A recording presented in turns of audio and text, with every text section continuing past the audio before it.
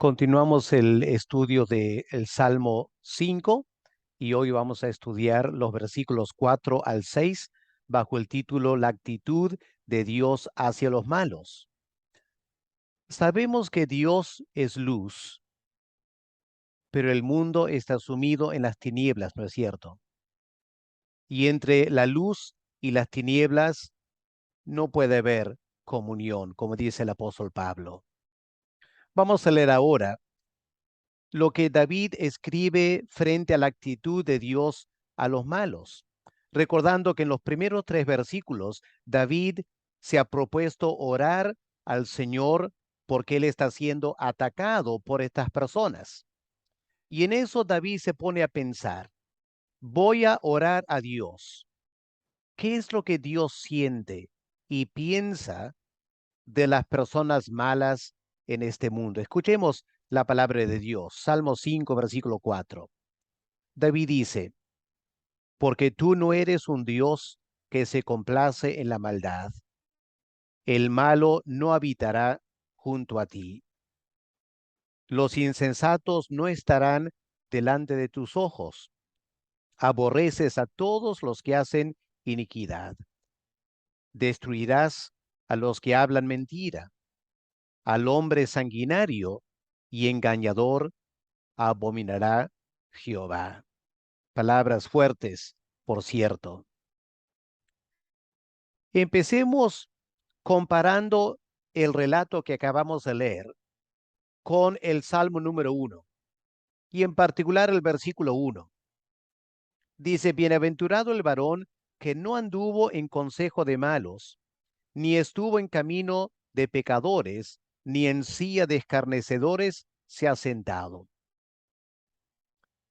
Aquí David dice en el primer salmo que la persona que sigue este consejo será una persona feliz, dichosa, bienaventurado. No solo porque lo que dice el Salmo 1, versículo 1, es una forma de evitar desarrollar malos hábitos, sino porque tienen la imagen de Dios en su ser. Porque aquí en Salmo 5, ¿pueden ver la actitud de Dios hacia los malos? Dios no se complace con los malos. Los malos no habitarán junto a Dios. Y por lo tanto, la marca de un hijo de Dios es que tampoco se complace con los malos. No que los juzga o los critica individualmente, sino que se da cuenta que hay una gran diferencia entre el creyente y los malos. El creyente es un hijo de Dios, los malos están en las tinieblas espirituales.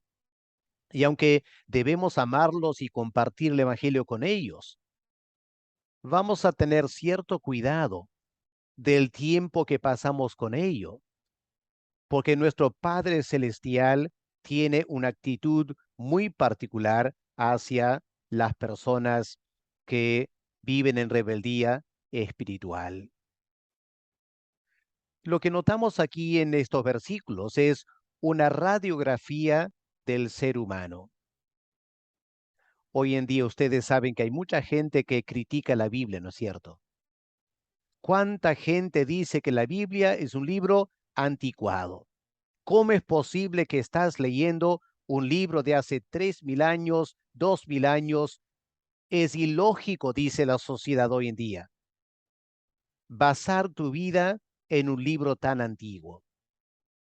Pero la verdad, hermanos, es que la Biblia sigue siendo el mejor bestseller de todos los tiempos. En todo el mundo es el libro más leído, más vendido. ¿Y saben por qué? Una razón es porque la Biblia está totalmente actualizada. Yo sé que el mundo ha cambiado mucho en la tecnología.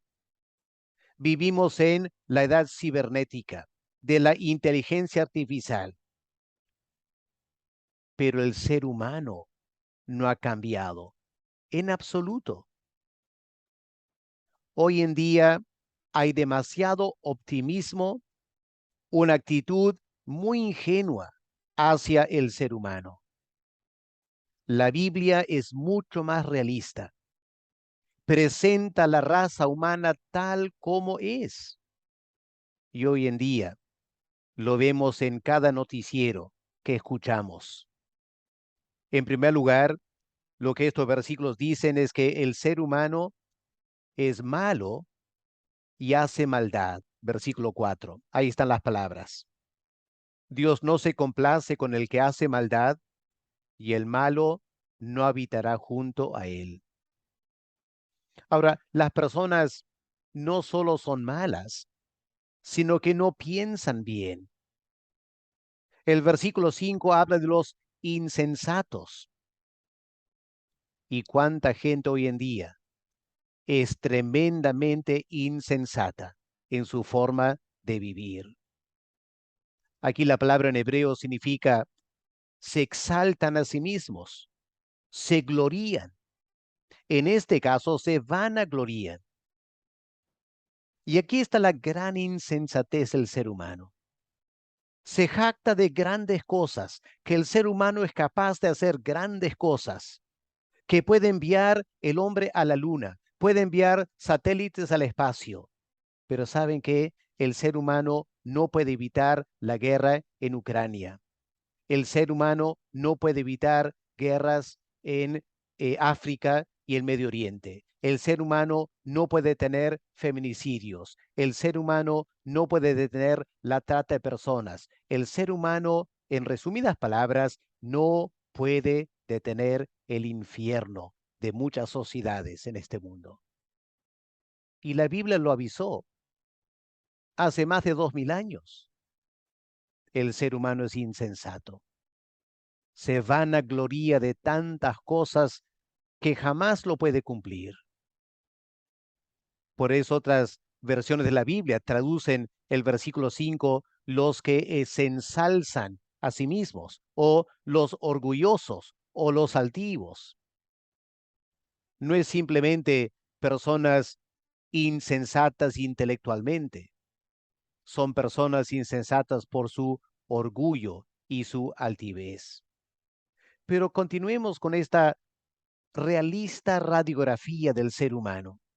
Versículo 6 indica que estas personas hablan mentiras. Y ustedes saben, hermanos, que hoy en día difícilmente puedes confiar de alguien. Para todo necesitas hacer trámites, documentos, legalizarlo, etcétera, etcétera. ¿Por qué? Porque la sociedad se da cuenta que todos mienten, todos engañan. No solo son mentirosos, sino que son fraudulentos también. Versículo 6. Los engañadores. Y hoy en día hay tantos fraudes, ¿no es cierto? Tanta corrupción en los más altos niveles. Qué triste es la sociedad hoy en día. Pero peor todavía, versículo 5 dice que estas personas hacen iniquidad. Sus vidas marcadas por cosas terribles en su vida personal, en su sexualidad, en su borrachera, en sus fiestas, en su desenfreno. Y finalmente, estas personas son sanguinarias. Y ustedes habrán visto en las sociedades cómo la violencia se ha apoderado de nuestras ciudades. Y por todos lados hay pandillas, hay asaltos, hay el cobro de cupos, hay muertes por aquellos que no pagan. Hermanos, ¿qué nos está pasando como sociedad? ¿Acaso no tenemos más educación? ¿Acaso no hay más gente estudiando en la universidad? ¿Acaso no hay mayor tecnología? ¿Acaso no estamos avanzando tecnológicamente? Pero moralmente hay un gran problema en el corazón humano. Y la Biblia nos da esta muy triste, pero realista radiografía del corazón humano.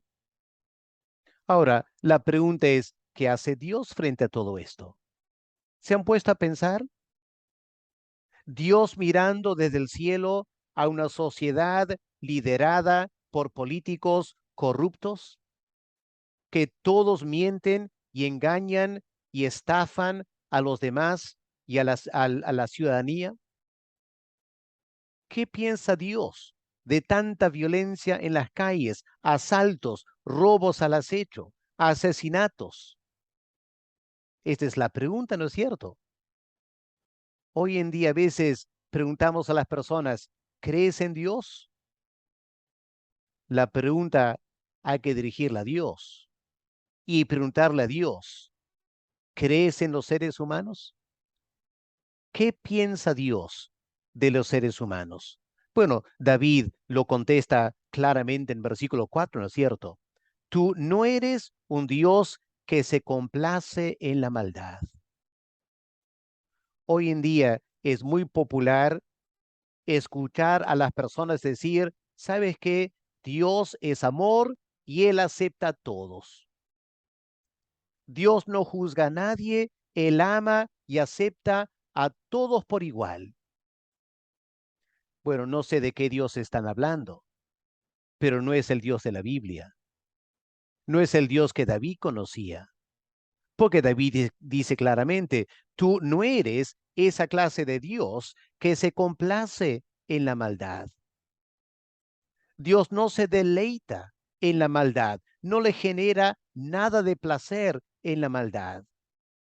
Ahora, yo sé que personas podrían incomodarse al escuchar eso y decir, no, Dios es amor y hay que enseñar que Dios se complace con todos. Bueno, escuchemos lo que el apóstol Pablo escribe, 1 Corintios 13, el versículo 6. Escuchen este versículo muy interesante. El amor no se goza de la injusticia, se goza de la verdad. Aquí tenemos una característica interesante del amor, ¿no es cierto? Si pensamos que Dios es amor, bueno, apliquemos este versículo a Dios. El amor no se goza de la injusticia. Así que si vemos personas que son injustas y tratan a otras personas injustamente, no podemos decir que Dios simplemente los ama y está contento con ellas. No, Dios no se complace con personas que viven en iniquidad. Versículo 5 del Salmo 5 es más claro todavía, ¿no es cierto? Los insensatos no estarán delante de tus ojos. Dios no los puede ver. Dios no los puede mirar. En el libro de Habacuc, el capítulo 1 y el versículo 13, tenemos este versículo muy interesante. Muy limpio eres de ojos para ver el mal. No puedes ver el agravio. Dios es luz. Dios es santo. El profeta reconoce que Dios es tan santo, sus ojos son tan limpios que Dios no puede contemplar el pecado. Y por lo tanto, los inicuos, los malos, simplemente no podrán estar delante de los ojos de Dios.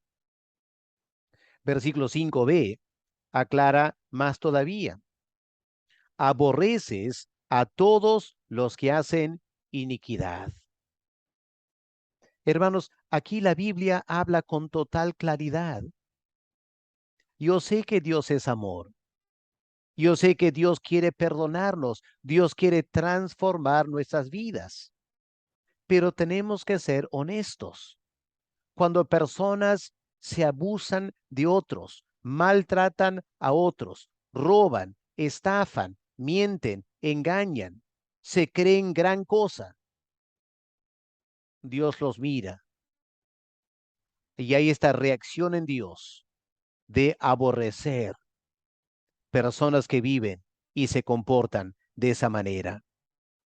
Escuchemos las palabras de Salomón en Proverbios, el capítulo 6, versículo 16. Noten lo que dice la palabra de Dios. 6 cosas aborrece Jehová. No son mis palabras. Es lo que Dios dice en su palabra. 6 cosas aborrece Jehová. Aún 7 abomina su alma. Ahora, ¿qué cosas aborrece Dios? Número 1, los ojos altivos, el orgullo, la vanagloria, porque fue el pecado de Satanás, ¿no es cierto? En segundo lugar, la lengua mentirosa, porque Satanás es mentiroso y los que mienten están hablando el lenguaje de Satanás y Dios reacciona aborreciendo. Dios también aborrece las manos que derraman sangre inocente, porque Satanás es el homicida desde el comienzo. Y las personas que andan matando, los sicarios de este mundo, Dios los aborrece.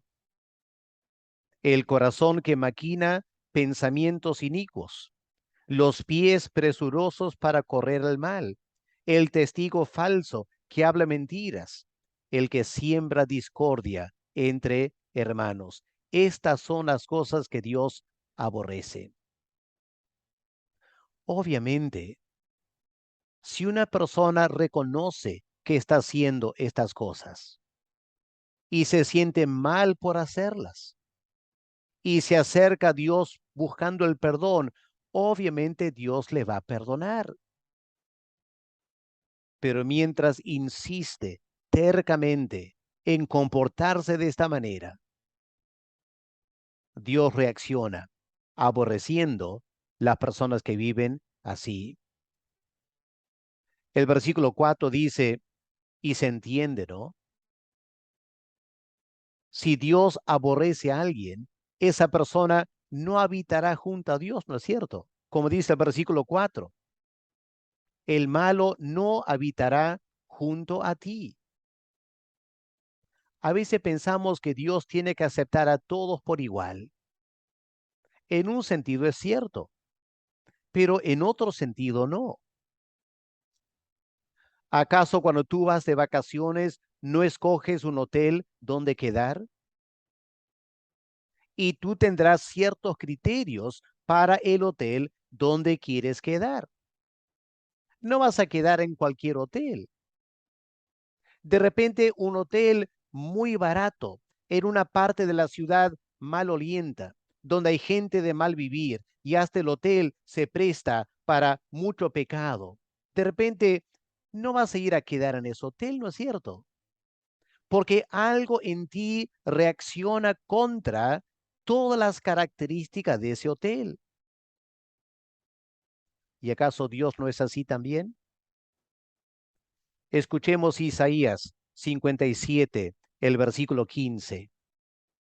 Porque así dijo el alto y sublime, el que habita la eternidad. Ahí vive Dios. Dios habita en la eternidad, cuyo nombre es el Santo. Y escuchemos lo que Dios mismo dice acerca de dónde Él habita.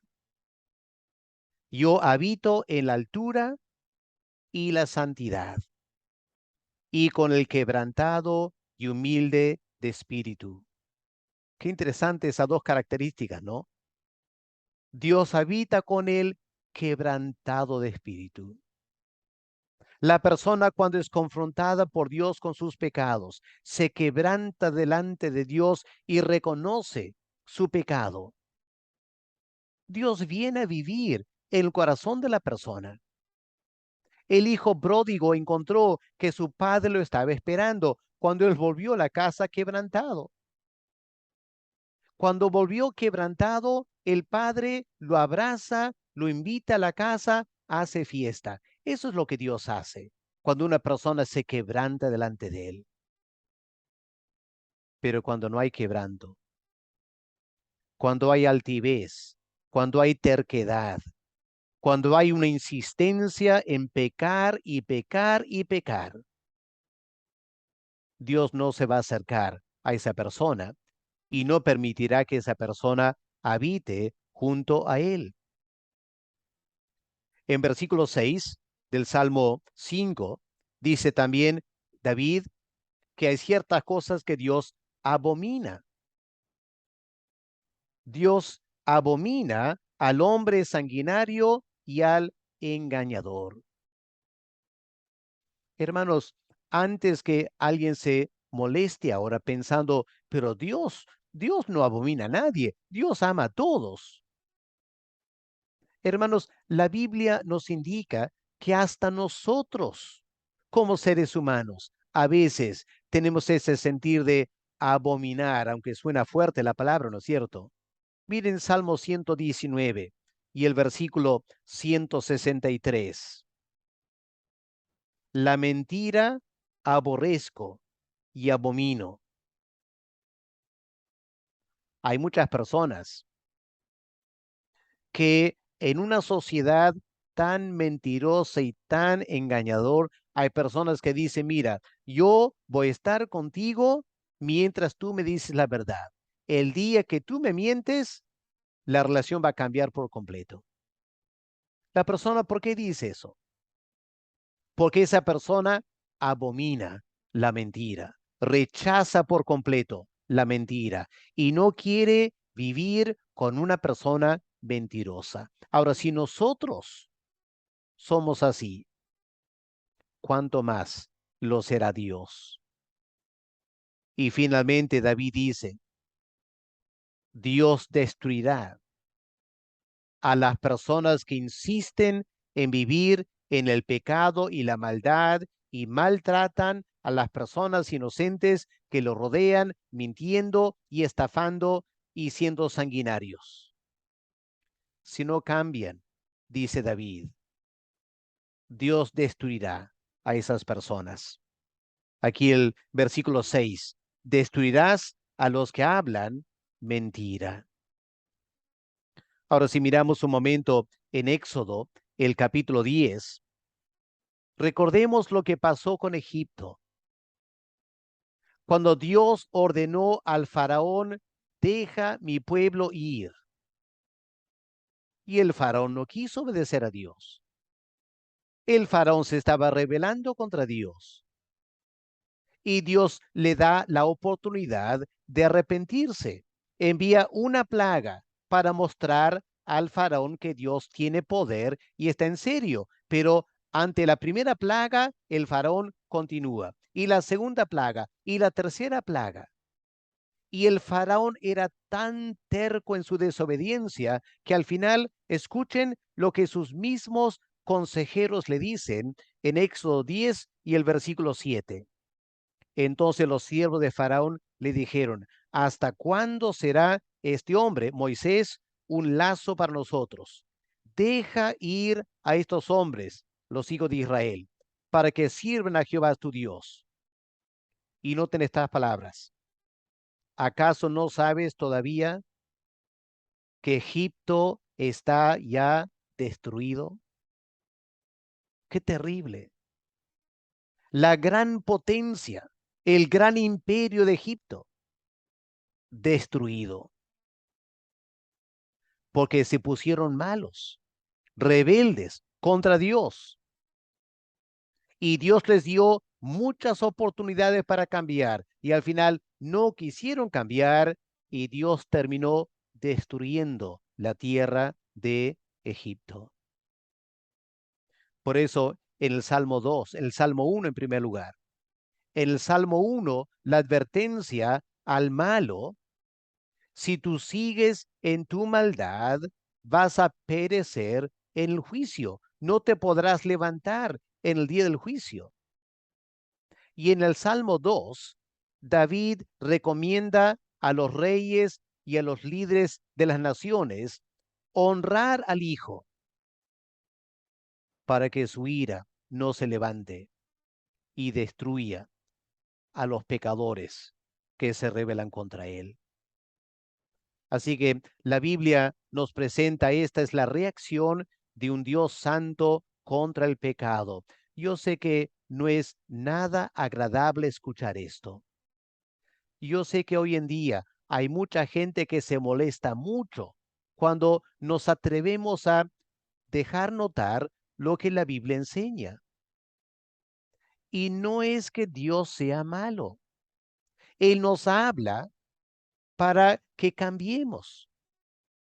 Él envió a su Hijo a morir por nosotros para salvarnos del pecado.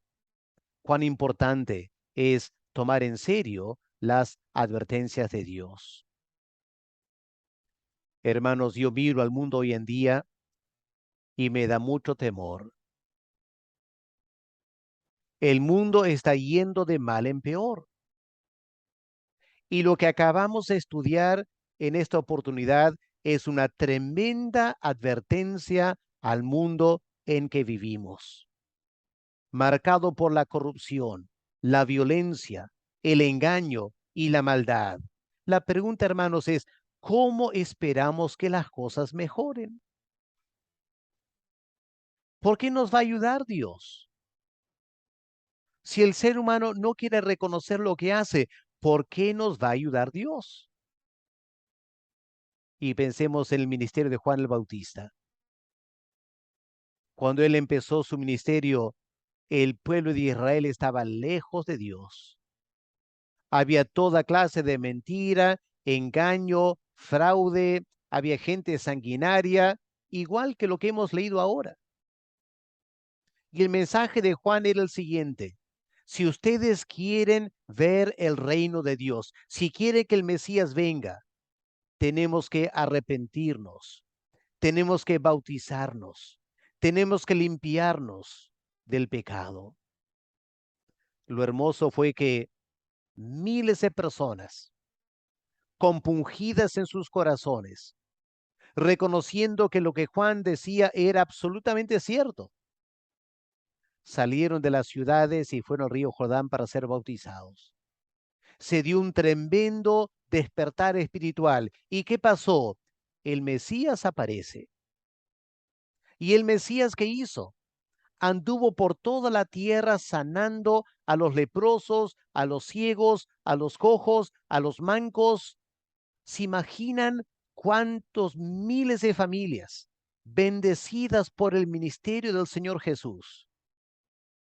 Y empezó cuando la gente reconoció su pecado, se arrepintieron y empezaron a buscar la bendición de Dios. Hoy en día es lo que el mundo urgentemente necesita. Necesita dejar que el Espíritu Santo le hable sus pecados para que vuelvan a Dios en arrepentimiento. Pero para nosotros, aún como creyentes, hay grandes lecciones aquí.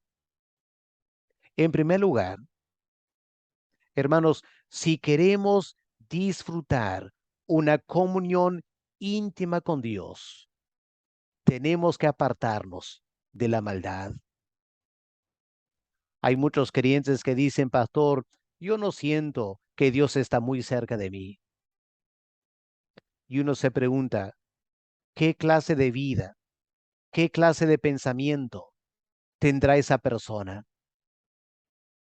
Dios dice que Él se acerca al quebrantado y humilde de corazón, pero al pecador, al que miente, al que engaña, al que estafa, al que se pelea con sus vecinos, no habitará con Dios.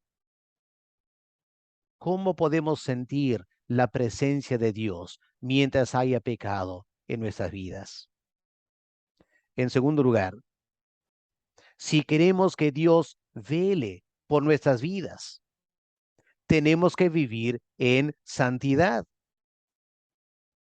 ¿Cómo esperamos que Dios esté mirando a nuestras vidas, velando sobre nosotros, nuestra salida y nuestra entrada, queriendo que Dios me guarde de todo pecado? Si la Biblia dice claramente, los insensatos, los altivos, no estarán ante sus ojos. Si tenemos orgullo en nuestros corazones, vanagloria, no podemos esperar que cuando salgo a la calle, Dios va a estar viéndome, porque la Biblia dice claramente aquí, los ojos de Dios no estarán mirando a esa persona. Y en tercer lugar, si queremos experimentar el amor de Dios, tenemos que poner a un lado todo engaño y toda violencia, todo maltrato hacia otros. Hay que reconocer que hacemos esas cosas. Hay que decidir dejar esas cosas para realmente experimentar el amor de Dios, porque el amor no se complace en la injusticia y el maltrato. Miren lo que dijo Carlos Spurgeon. El Señor no habitará en la sala, entre comillas, de nuestros corazones, si tenemos a Satanás alojado en la alcoba. Cuán cierto es eso, ¿no?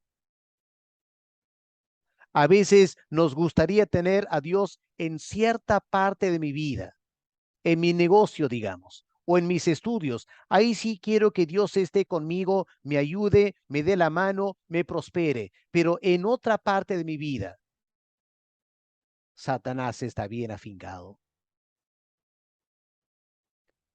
Dios es luz, Satanás es tinieblas. No podemos tener a Dios y a Satanás en nuestros corazones. Dios nos ayuda a entender cómo Dios es, para que podamos realmente experimentar su bendición en nuestras vidas. Una analogía para terminar. Los que trabajamos en algún ministerio en la iglesia, somos como espadas en las manos de Dios. Dios es el que forja el instrumento, nos forja para hacer una espada, pero Dios no es responsable por el óxido que se forma en la espada o por las manchas y la suciedad que yo permito en mi vida en esta espada. Esa es mi responsabilidad. El óxido, las manchas, la suciedad.